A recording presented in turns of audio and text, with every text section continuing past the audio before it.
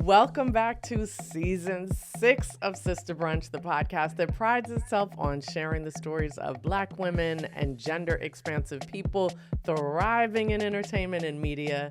I'm Fanshen Cox, the producer and host of Sista Brunch. Now, our co-host for this season, Sean Pipkin West, won't be with us today, but I am so excited that we have another co-host from Black Girls Film Camp. We are so excited when we have the chance to pair our rising media creators with a seasoned industry boss. And today we've got these two kind of nice energy, these youngins who just make me very hopeful about what's to come in this industry. I'm so happy to have them both on.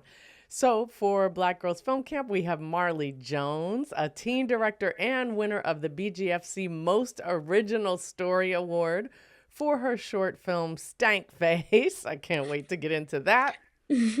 Marley's latest work is a Michaud Film Festival selection. Huge congratulations and welcome, Marley. So Marley, tell us about yourself. Tell us about your film that you made for Black Girls Film Camp and the project that was just at Michaud. Awesome. It's great to be here today. I'm so excited. My name is Marley Jones. We're excited to have you. Thank you. I'm from Las Vegas, and I am now a freshman at the Howard University. Hey. Where I study media, journalism, and film. I'm liking it so far, and I'm ready to get into my film classes. And Black Girls Film Camp. My film called Stank Face is a short horror, and it is about a girl who is under constant critique from the people in her life. And, we've all been through that as Black girls, just often accused of having attitude, and she's just tired of being misunderstood. So she folds to societal pressures and takes some drastic measures to finally be accepted. But I don't want to spoil it, so y'all should definitely watch it. There you go. And we can see that on the Black Girls Film Camp YouTube channel, right? Yes. All of the films are up there. Okay. Mm-hmm. Why did you choose horror for that film? Well, this film is actually autobiographical, and it's essentially made to raise awareness about Black girls and what we truly go through. And I had this experience when I was in the 5th grade.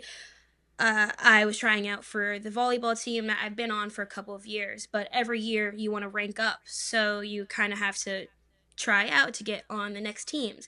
And my coach was actually my English teacher at the time, and long story short, I applied and tried out, didn't get on the team. I was literally devastated. And when I didn't get on, my mom, obviously had a conversation with the coach to see what the issue was. He said I had all of the skill. I was a great student, very respectful. So my mom was like, then what's the issue? Yeah, what's the problem? And he told us that his wife, which was also the co-coach, said that I had a stank face. And oh my gosh, honestly, I was never the same, especially in terms of being an athlete. So this is my personal horror story in my life, and I guess that's why I chose to tell this through a lens of horror, Amazing. So was your Michaud film also a horror film, or are you all about different genres? My Michaud film was Stank Face. Okay. Yes. That's the one that played there. Excellent. Congratulations. Okay. Thank you so much. And so do you want to continue to do horror is my question. Is that like a genre that calls for you, or were you like, listen, this was a horror situation, that's how I'm going to present it, but generally you do other things? I love horror. It speaks to me. I love thriller. I love everything dark, because I feel like if you tell stories in different genres, different mediums, people might turn their head, but horror is such a unique experience to do something different, you know what I mean, and to shock people. Absolutely. I love shock value, so I think I'll probably stay in horror, but here at Howard, I want to try everything. I want to be a learner, so yeah. I love it. I love it. It's, obviously it's hot. It's a hot genre right now. I'm sure it will continue to be.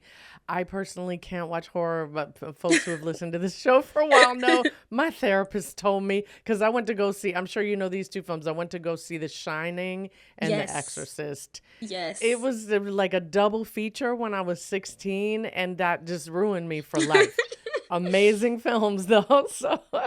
Yes. So Marley, let's bring on another person who knows lots about film, because she is a critic, and she's created this following around talking about films and letting us know that you don't have to reach a certain level. You don't have to have done particular things, or essentially in this industry, you don't have to be a white man or white period and be a film critic. So Marley, True. please introduce our guest for today. Yes, I am so thrilled to introduce our guest, Meagan, also known as Meaganzworld. This is the first time Sista Brunch has had a content creator and podcaster on to discuss the process to enter this field in a new era of entertainment. Meagan is a content creator, a podcaster who focuses on film reviews, pop culture and commentary, and entertainment news. With nearly a decade of content creation experience, she has built a loyal audience through engaging movie reviews, insightful commentary, and Meagan is known for blending entertainment and analysis on her podcast, Tea and Popcorn.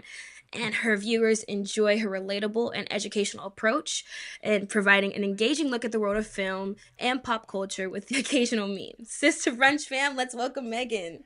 Hey, Yes. Thank you so much for having me. Yes, I'm so excited to be on this episode and being the first content creator on this podcast. Yes, It's awesome. so very cool to have you. And that's the thing. I mean, I love for both of you, and what the future holds is, I mean, I love on one hand, Marley, you're in school for this, right? And that's an important space to be in, especially at Howard, right? I mean, talk about an opportunity to build our culture from the kind of center of our culture, I would say, academically. But also for y'all, there's so many different ways you can create content. So Meagan, I'm so excited to have you on. Tell our listeners about what you do with Tea and Popcorn and on TikTok. Hi, Sista Brunch family. This is Marley Jones, a proud alumni member and team director with the Black Girls Film Camp 2024 cohort and winner of the BGFC's Most Original Story Award for my short film, Stank Face. And you're listening to the Sista Brunch Podcast. Sista Brunch is on Instagram at Sista Brunch Podcast. You can support Sista Brunch by leaving a review on Apple, Spotify, or wherever you get your podcasts. And while you're at it, why not share this episode with a friend who wants to know what it's like to be a content creator, like our guest, Meagan of Meaganzworld. Let's get back into this episode and learn more about it. Meagan, can you tell us how you became a content creator and the steps to build your audience? And then what's your process to create the content that has transformed into a career? Oh, that's a really good question. So, my bio said, I've been doing content creation for almost a decade. I actually started right after college. I started out on this app called Stardust. It's now discontinued, which is really sad, but it introduced me to short form content and just film criticism. So basically what the platform is you create 1-minute movie reviews and TV reviews, and it was such a fun platform. Actually, I still follow people that were on that platform to this day. We've become real life friends, actually, so that's been amazing. And from there I went on to Instagram and then TikTok, and now with my podcast, which is pretty new, Tea and Popcorn. So it's just Tea and Popcorn is basically an expansion of my movie reviews and whatnot. And the reason why I started content creation is because there wasn't anyone that looked like me or had the opinions as me. The film creator space, or the critic space rather, is very white male dominated. And I almost never saw a black woman, let alone a black person. And we're like, how am I going to trust you to tell me whether I'm going to like this project, right? Absolutely. And they tend to not even have heard of the things that we love. You know what I mean? Yes. Anyway, exactly. Yes. Exactly. So Meagan, I do was you like, remember the first film? I'm so sorry. This Yeah, is no what problem. I do. So y'all, what was the first? no film? problem. Hop in. Okay. What was the first film that you reviewed? Do you remember? Oh, that is so good. That's a great question. I love that. I would say my first film that I reviewed. Okay, so there's kind of like two eras with that. So there's the first review that I reviewed in college, and I went under an alias. I did a blog actually because it was for an assignment. I'm not gonna say what the alias was, but I went under an alias. Okay. And the first movie I think I reviewed was American Psycho. And Ooh, yeah, that and it was movie. like a first time review for that. It was my first time watching, so I was just like, okay, my whole blog is gonna be just reviewing all these popular films that I haven't seen before. So that was my first review, Wow. and then my first review as myself was, I believe it was Star Wars, and it was one of the Star Wars sequels, and I Okay. believe it was The Last Jedi. Nice. Okay. Yeah, and it So was such a simple video. It was like right after the showing. I believe it was like me and my boyfriend at the time went to watch it, and I was like literally filming in his car and just getting all excited. That's how the video was. I was like, oh, the movie was so fun. I loved it. Yeah, so that was my first video. I love the point of the two ones you chose because, on one hand, we're saying, right, like, I don't even trust a lot of these critics to have a perspective that really would understand what I would enjoy, and therefore why should I listen to them, right? And if something they say they didn't like, I might like, etc. But also then I think some of us have a tendency to then be like, well, I'm just going to review Black films. It's like, no, actually we should be reviewing all these films. I will say I tend to, when I review any of these films, I'm like, there's too many white people. There are other people in this world. You should put other looking people in all of these movies. So that's a disclaimer for everything that I ever, talk about. But I love that both of the things you talked about are not necessarily Black centered films, right? Yeah. And that's really important.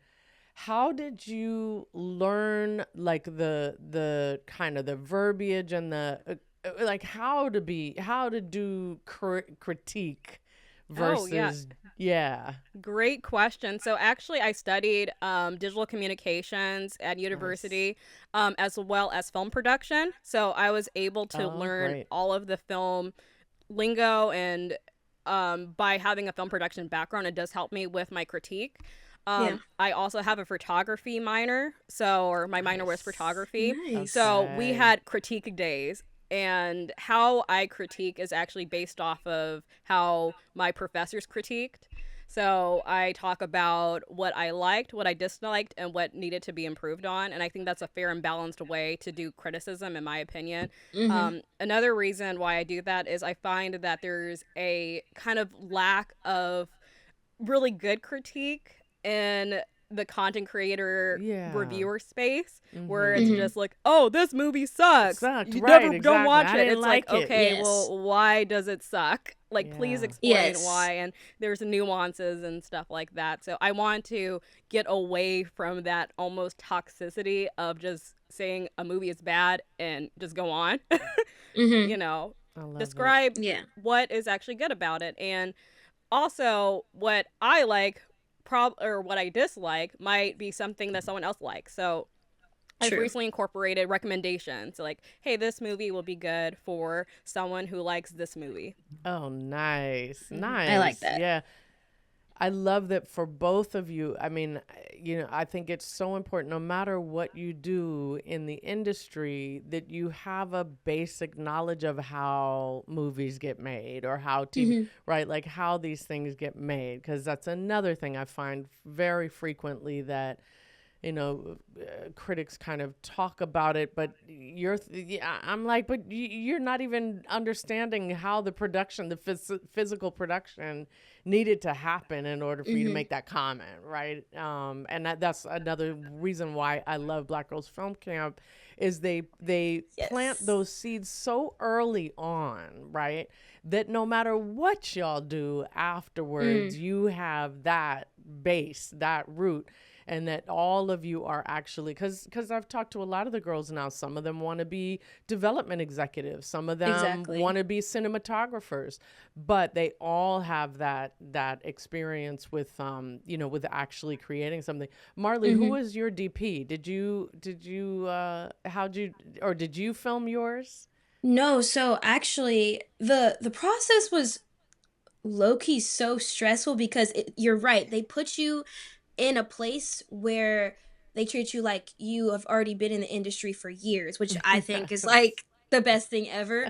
My DP's name was Anup. He is so cool. I'm pretty sure he worked with one of the Black Girls Film Camp writers, Regina Hoyles, and she actually put me on, and I needed a last minute DP, and she's like, I had a friend for you, and boom, he flew down to Vegas, and he was the best DP ever because he really let me have creative control. You know what I mean? Like we worked as a really good team. So, yeah. I love That's that. amazing. Yes. Meagan, did you ever, I mean, I was going to say, have you ever made things? You do. That's what content creation is, right? It's just different. But have you ever done a kind of a film with a whole crew, or is it mostly? To a certain extent, yeah. Okay. So actually I got my almost first start in film, if you could say that, through a film camp, actually. Nice. So so it's really awesome that you have some from Black Girls Film Camp. But yeah, I did a film camp and theater camp when I was in high school, and that's actually what really solidified my film bug, I guess you could say. And through that, we learned basic about film production, from the pre-production all the way to editing.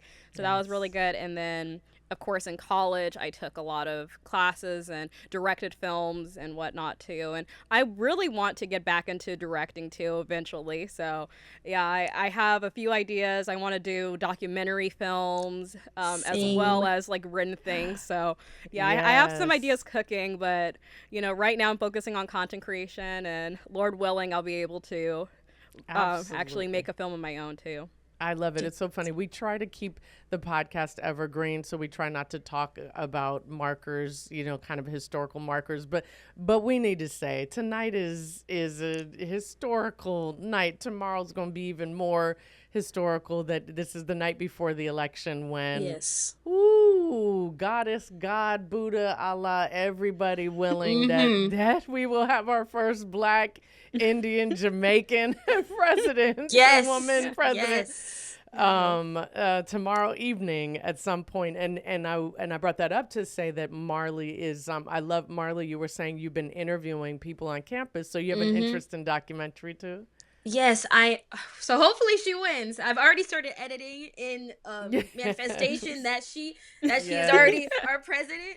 But I just went around campus today because the election is on campus tomorrow. They are shutting down blocks and blocks and blocks, and just everyone's in business mode. Like, you walk out and there's cameras everywhere, people being interviewed. So I was like, this is a great time. It's history. So let me just get my camera and go. So I talked to a lot of people, and tomorrow I'll bring my camera to the election watch party, and I'm just nervous and excited, but this is history no matter what happens, It's history. Absolutely. Absolutely. Yes. I'm so excited to be on with the two of you on a night like tonight. And, given that, whatever it is that happens tomorrow. So actually, I'm going to skip to our Let's Talk Tech question, Marley, because you mentioned you're going to pull your camera out. Meagan, you have a beautiful microphone. Let's do our Let's Talk Tech right now. Marley, I want to hear about what camera you used, what lenses you used. What other equipment did you use when you did these interviews? And then Meagan, same. What do you use to record your podcast and also your other content? So either whoever. Meagan, you want to start? Okay, yeah. So I use this mic. I got it off of Amazon. It's this concise mic. Wow. I forgot what it's actually called, to be completely honest. But I like it, and it changes color for the ones that are looking at the video. You put on the Sista Brunch colors. I don't know if you know. Those are our colors. Right, and logo. it changes throughout. So I love it. It's love fun, it. you know. So it. this is like my starter mic, and then as far as video content, I use the Sony ZV-1, and Nice. it's a beautiful vlogging camera, really lightweight, and Great camera. yeah. As far as like my TikToks and Instagram, all that stuff, honestly, my iPhones are great. Yes. I've been using that Yes. forever. And Love yeah, as far as video podcasting goes and streaming, Riverside. Yes, Yeah. yes, we love Riverside. Let's get a little content deal, a little brand deal. Do you hear Yes. that? Riverside, we used to you. We really like Riverside too. Meagan, what do you edit on? I also edit on Riverside right now as well. You So do? I edit Okay. my podcast episodes on Riverside so far. And as far as my short form content, my TikTok and whatnot, I usually edit in app or use CapCut. Nice. Oh, I like CapCut. Okay. Yeah. Yeah, me too. Me too. All right, Yeah. Marley, what do you have? Okay, so I have the Sony A7, and this is literally, Oh, come I on. love it Yes. so much. Black Girls Great Film Camp camera. actually hooked me up with this for free of That charge. camera? Nice. Yes. Wait, that what? Yes. What? Such Wow. a blessing. Such a blessing. So I've been using that ever since I got that last year. Did all the girls get those? All the girls. Tripods, cameras, lighting, See, I need to everything. reach out. Nice. My niece is in, but did you know my niece Jada Cox? I mean, she was Yes! She was the yeah, other that's my cool niece. one, but yes. That is so cool. Yeah. She's an alumni. She was like an alumni coach this year. Mhm. But yeah, see, because I got her a ZV-1. Love that camera so much for her to be able to kind of just blog. But then I knew they gave them a camera in Black Girls Film Camp. I was like, you know what? I need to get one of those two back. You know, I'm like, Auntie needs a good camera. What lenses, Period. Marley, are you using on that? Oh, so this is the FE, and it's 2870 millimeter, and I Nice. think this is very like versatile. You could do anything with it. And I really like this camera because oftentimes some cameras are better just for videography and then just for photography, but this is like equally as good for videography and Yes. photography. So I love it. I love it so much. Love it. Do you record separate audio when you're doing your interviews, or are you picking up good sound from that? So this has great audio. Oftentimes, like, there's always something going on Howard's campus. So if I don't have time to hook up the mic that they gave us, then that just works perfectly. Like it's Nice. a perfect camera. Yeah. I Yeah. love it. I love it. I Oh, totally what do you just cut on? realized that I mispronounced the name of my mic or the brand. It's actually Coco Nice. It looks like it's that. I don't know why I read concise, but it's like Coco. I love it.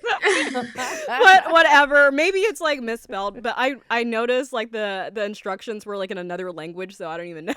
Oh wow. Okay. But Coco it's on Nice. Amazon. Just look up like USB mic and then Nice. or streaming, blah blah blah, all the other keywords, and then you'll be able to find it. It I pops love up. it. I love it. And do you Nice. record? Is it a USB? Do you record right into your computer?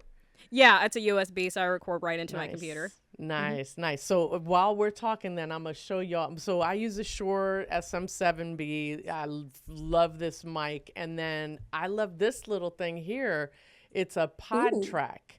Yeah. So this one, it's very light. It's like $150. So this is a great one, Marley, because now they have lavs that have an XLR on Oh, the that's end of awesome. them.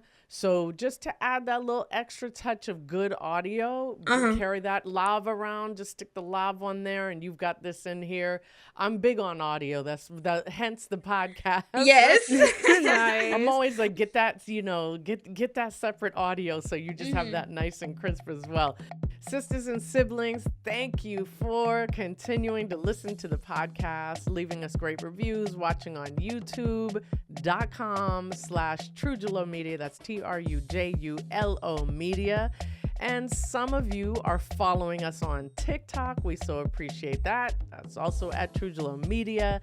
And that's where we post the full episodes and clips of the episode as well. We also always love your comments and your shares on Instagram at Sista Brunch Podcast.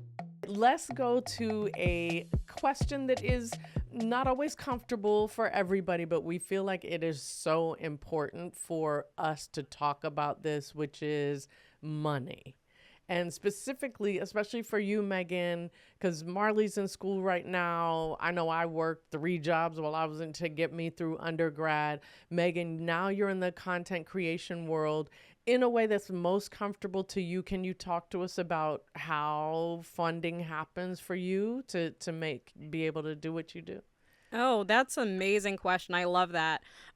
So with content creation, there's a lot of layers to it. I have also a full-time job as well, so I'm like a part-time content creator. Okay. So, there's that, but also as far as the content creation business goes, you could go different routes as far as streams of income. You could go with brand deals, which is the most common one, user-generated content. So you're basically making content for the brand, but you don't necessarily post it on your profile. And you could also do digital products. There's also memberships too. And I want to start a membership as far as my for my podcast too. I think that's going to be the route that I go next. And yeah, so there's just different ways you could earn extra income. But I would say my advice for inspiring content creators is having multiple streams of income for sure. Like that is key. And always having a backup plan, and you're working essentially as a freelancer. So you're always pitching to brands and just trying to figure out what the next thing is. But you're also don't get overwhelmed by trying to do everything too. I would say pick your 3 streams of income, if that, or start out with 1 and then gradually go up. Wow. Okay. So how did you get started? Let's say you said a brand deal, or how would you get started with that? That's a really good question. Honestly, it's 1 part networking, 1 part research for brand deals. And so basically what you'll do is you pitch to a brand, usually through an email. If you're connected with a influencer marketer, sometimes like on LinkedIn, you could connect with people through there, which is honestly, that's a pro tip. Like connect with people on LinkedIn for content creators, and also just networking in person too, and just be honest with your content creation and what type of post you create. And I would say someone that is working in my field, if you're interested in critique and just content creation, commentary, things like that, a lot of businesses, particularly studios, they are looking for other creators, even if you have a smaller following, to do recap videos. So there's a little like wink, wink, hint, hint for you. Wink, wink. That's good. Sure. To tap into that as well. That's some insider tea. Such a good point, because they need they getting free marketing for right, and obviously they hope you say something good about whatever it is you're critiquing. And might as well get paid for that too, So absolutely. Set your rates, and Nice. Also I'll give another tip as well is come up with a media kit of your best work and tailor it to the particular brand. Tell us a little more about your media kit. What goes into that? And by the way, Marley, this is me just like, and when I hear something, I'm like, yes. Feel free to. Of course. Whatever. Yeah. Yeah. So what usually goes into a media kit is basically a little bit about yourself, the type of content you want to create, or not want to create, but the type of content you create, and your demographics, who your audience are. What's another thing that goes in? Work samples, of course, and just testimonials are always good to have too. Other brands you've worked with, if you have any. So those are like the basic things to have in a media kit, and it's usually digital. Nice. let's talk tea and popcorn also, because it's a podcast like ours. I can say we ain't making no money, right? Like, and that's the big thing. Everybody's like, oh, I'm going to start a podcast and get monetized. I'm like, it don't happen like that. Yeah, maybe if you have a true crime podcast and you have a celebrity that's narrating your true crime, right?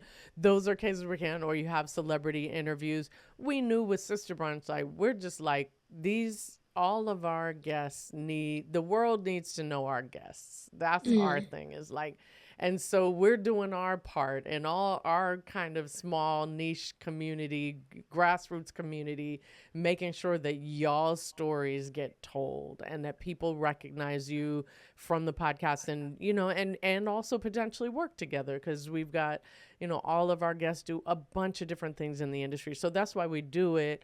It don't monetize. So, like, we got a grant, which was amazing, right? So I'm wondering too for tea and popcorn, because it is a lot of work, as you know, Meagan, right? Are you funding this all on your own?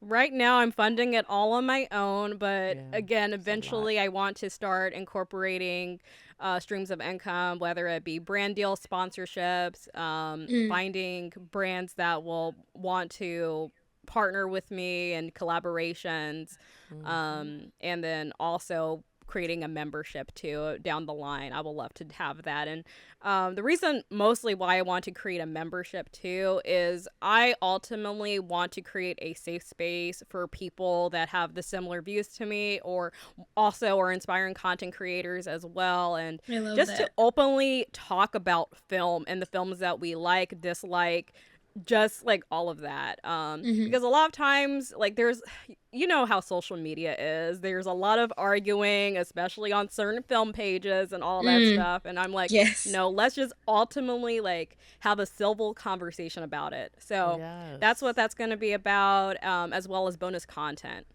Nice. That's all right, awesome. so now I have to ask for both of you, favorite film of all time. Oh my gosh. Oh, that's the hardest question in the world. One. You only get to choose one. Only one? Oh, that's insane. Yes. That's difficult. Okay, with that being said, if I could only choose one, I'm going to kind of narrow it down, because I'm a musical girly. So my favorite musical of all time is Dreamgirls. Oh, come on. It's my baby. Wait, are we talking original? We talking the remake? I am talking, well, I just love all things Dreamgirls, but yeah, the 2006 film is that girl. I love it. Yes, I love that. Awesome. All right, you know what? I will. If we need to, I will allow us to do different genres. So that's your musical favorite, Marley. What's your horror favorite, Marley? My horror favorite, that is so hard. And some people say that this movie isn't a horror, but to me, it's the psychology of it is just frightening. So Get Out is probably my favorite horror. Yes. Absolutely. Definitely scary. In fact, that was the first movie I went to see after my therapist told me many years ago not to go see a horror movie. And that was the first horror that I went to see, and I'm so glad I saw it. Because it's brilliant. It's brilliant. I love Jordan Peele so much. Just to see what he does. I think he really opened a big door for Black directors, because oftentimes I think, especially in things like horror, we're like shunned away. And to showcase such a real problem, but through that lens, was just so amazing to watch. I remember the first time I watched it, I was with my parents, and I was so scared. And I was just like, how can something just be so frightening? Like, I love the film so much. It's so good. It's a great one. It's like one of the films I regret not seeing in theaters, but I saw it on a plane for the first time, and I was like hooked. I was like, oh, this is amazing. Like, I'm pretty sure the person next to me was like hearing me gasp the entire time. I was shocked, but it's such a great movie. I love it. I love it. Well, I'm going to share mine, and I'm so curious if you've both seen this film, which is Do the Right Thing. Oh, absolutely. Of course. Oh my gosh. Okay. There's a Spike Lee poster right above my head. Because talk about the thing about Spike, and I don't love all of his work, but Do the Right Thing for sure is, for me, truly all time. I think I was working at a movie theater the summer it came out, so I saw it 14 times. Like every time I'd get off of work, I'd just go and sit down. And for both of you, I think it's just so relevant in the sense that that's a master class in filmmaking, right? Like you could watch it purely for the social commentary, and Get Out is similar too, right? You could, or you go back and you just watch just the cinematography or just the music and the composition, and Absolutely. It's just brilliant. Why did I think y'all two wouldn't have heard of that movie? I don't know. What's my I mean, you problem? have like two people that were in film school. Like, what do you think? But again, to your point and needing to be a critic, there are some film schools that don't recognize the classic nature of that film. Oh, absolutely not. Okay, so let's talk least known Black movie by larger audiences. Have you got one? I have one. Okay, it came out last year. It's called 1001. It has Tiana Taylor in it. Yes. And it's an amazing movie. I always recommend it to people. It is so good. So let me put that on my letterbox. Yes, you need to put it on your letterbox. So okay, so what it's about this one woman who is she actually like kidnaps her kid. Well, it sounds terrible, but she has a son, and she takes him back. He was in foster care, so she takes care of him on the low, and it takes place in the 1990s New York, and it talks about gentrification and whatnot. It's a beautiful film. It's so really good. Well done. And she's amazing. I was going to say Love Jones. Ooh, I love Love Jones. That's my dad's favorite film. It is. That's my mom's favorite film and soundtrack. Yes. Classic on every possible level. And one of those films that in a just and right world would have won awards, right? Like this is I just remember the feeling of seeing that film and realizing at that time that we were not going to get the kind of recognition that we should be getting in those larger awards arenas, because that one is brilliant. It's just such a great film. Yes. Okay. Any other favorites that you want to, and then Marley's going to take us to our signature Sista Brunch question. But before that, any other favorites that you want to share? I would say Ganja and Hess. I think that's such a good film. Yes, I know. I'm on it. I still need to watch that one. It's been on my watch list. I still need to check it out. It's a beautiful film. It's a beautiful film. My dad was putting me on a lot of his old favorites, and for someone that likes horror, I think that it is just such a good watch. I think everyone needs to watch it. I love it so much. I love it. Okay. Oh my gosh. I said we're going to do our signature very quickly. Before we do that, Meagan, just tell us about Tea and Popcorn. What do you talk about Tea and Pop? Or maybe you did, but anything else you want us to know about Tea and Popcorn? So basically what we do is we talk about film and culture. So how different films kind of tie into ultimately cultural and social commentary, as well as just fun trivia throughout the movie and just different reviews, and talking with people within the film industry. So whether they are fellow content creators or people that work in the industry in some capacity. So yeah, that's basically what Tea and Popcorn is. New project, a passion project of mine that is really 4 years in the making, but I'm recently releasing it, so I'm really excited to expand on that and see where it goes. I love it. Well, let's do collaborations. Obviously, we are all about that here, so great to know. All right, bring us home with this signature Sista Brunch question, Marley. Okay, imagine you're sitting down at a Sista Brunch with your younger self. What are you both eating? What are you both drinking? And what do you tell her? Oh, wow, that's such a great question. Okay, we are, for my younger self, we're definitely eating Italian food. We're getting a big thing of pasta. Love it. And Love tiramisu it. for Yes. yeah, and tiramisu for dessert. Oh, nice. I'm stuck on the food part. What was that part of the question? What are you guys both drinking, and what do you tell her? What is your main conversation? Oh, okay. Yeah, my younger self would definitely be drinking a lemonade. My older self or my current self probably drinking lemonade too, but mostly water. I'm trying to drink my water more. And our conversation and what I would tell her, my younger self. I would tell her to just stay true to herself and always follow her aspirations, because that's going to take her far, and be mindful of who's sticking by you and who you should take to the wayside. I love that. Yeah. And That's just great. Yeah, that's what I would tell her, just continuing on with her dreams, goals, and aspirations. Yeah, I love that, especially now because I'm so young. Hearing that is just amazing. Like, just stay true to yourself and pick your friends like you pick your fruit. So I like that. Oh, yes. Ooh. Yes.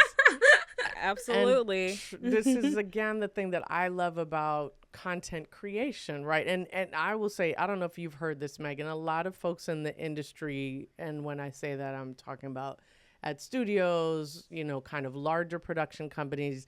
I hear this all the time. They're like, I hate the word content. And I'm like, but it encompasses so many things. I mean, I think the point is that in the best of ways, both of you're like, we're not going to be pigeonholed. Marley can make a horror, and Marley can make a documentary. And folks, kind of who have been in the industry a long time, I know when I got here too, they were like, no, choose your thing. Is it film or TV? And what genre? And I'm like, no, that's why we call it content, because there are so many different things it can be. And so I'm just so excited about both of you and all that you continue to make and put out in the world. Sista Brunch is here to lift you up, share who you are and your projects with the world. We're really thrilled to have both of you on the podcast. So thank you to both of you. Thank you so much. It's been such an honor. Thanks for joining us for another episode of Season 6 of the Sista Brunch podcast. Don't forget to subscribe to the podcast and leave a review wherever you listen to your podcasts. It helps support the podcast and all of our amazing guests as well. So Sista Brunch is brought to you by Trujillo Productions and was created by me, Fanshen Cox, Christabel Nciabwadi, and Anya Adams. Season 6 of Sista Brunch is produced by Tasha Rogers. Fanshen is recording this podcast from the unceded territory of the Tongva and the Chumash people of Los Angeles, California, and I'm recording this episode from Howard University, the original and contemporary land of the Nacotchtank and the Piscataway people. Thank you so much, truly, to the Sista Brunch community for listening and following, reviewing, subscribing, and we will talk to you next week.